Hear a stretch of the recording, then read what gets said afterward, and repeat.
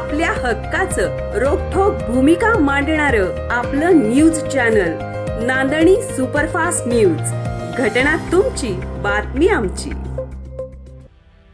गव्हाच्या पिकात नशिल्या शेतीचा पर्दाफाश.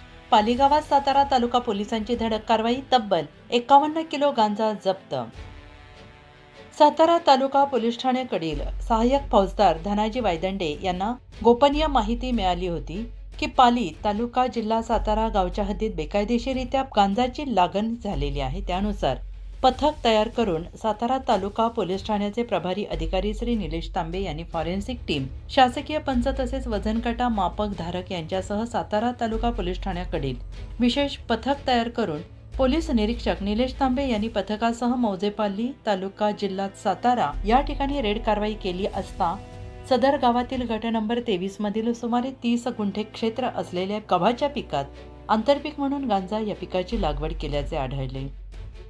सदर कारवाई दरम्यान सदर गांजा पिकाची पडताळणी करून सुमारे 51 किलो 275 ग्राम वजनाचा गांजा, सुमारे 12,81,275 रुपये एवढ्या किमतीचा गांजा जप्त करण्यात आला. सदर घटनेच्या अनुषंगाने सातारा तालुका पोलीस ठाणे येथे NDPS कायद्यानुसार गुन्हा दाखल करण्यात आलेला असून सदर गांजा लागवड करणारा एक इसम आरोपी नामदेव लक्ष्मण माने, वय वर्ष 42, राहणार पाली, जिल्हा सातारा यास अटक करण्यात आलेली आहे. सदर गुन्ह्याचा तपास सहाय्यक पोलीस निरीक्षक सुदर्शन काटकर हे करत आहेत.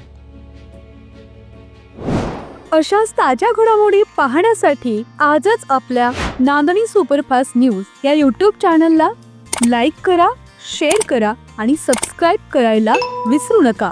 नांदणी सुपरफास्ट न्यूज, घटना तुमची, बातमी आमची.